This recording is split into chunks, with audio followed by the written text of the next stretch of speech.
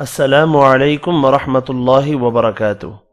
انشاءاللہ آج آپ کو ایسی موت کے بارے میں بتاؤں گا جس سے نبی کریم صلی اللہ علیہ وآلہ وسلم نے پناہ مانگی۔